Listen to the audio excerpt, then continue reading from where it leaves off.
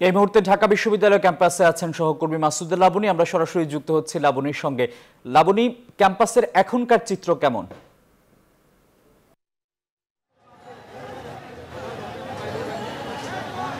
আসিফ, এখন কিন্তু দুই পক্ষে ধাওয়া পাল্টা চলছে এবং কিছুক্ষণ পরে আমি আপনাকে যদি একটু দেখাই যে এখানে ঠিক দোয়েল চত্বর থেকে শহীদুল্লাহ হলের দিকে ছাত্রলীগের যে শিক্ষার্থী যারা তারা অবস্থান করছেন, পাশাপাশি ঠিক মুখোমুখি অবস্থানে আছে যে বৈষম্য বিরোধী ছাত্র আন্দোলনকারী যে শিক্ষার্থী তারা, এবং ছাত্রলীগের পক্ষ থেকে কিছুক্ষণ আগে আমাদেরকে গণমাধ্যম কর্মীদের সাথে কথা বলা হয়েছে, যেটি বলা হয়েছে যে শহীদুল্লাহ হলের ছাত্রলীগের কর্মীদের উপর হামলার একটি অভিযোগ তিনি করেছেন।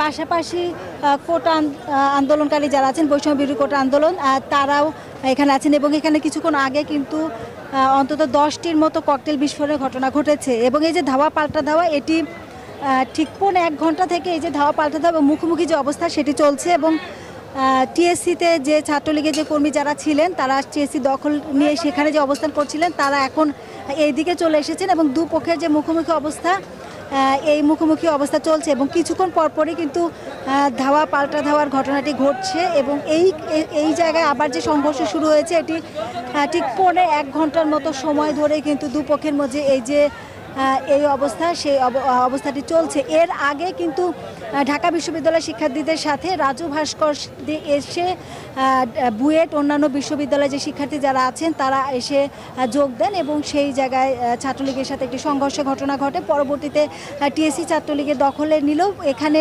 আবার উত্তেজনক পরিস্থিতির সৃষ্টি হয় এবং দুপক্ষের মধ্যে যে ধাওয়া পাল্টা এটি কিন্তু চলছে। টিপু।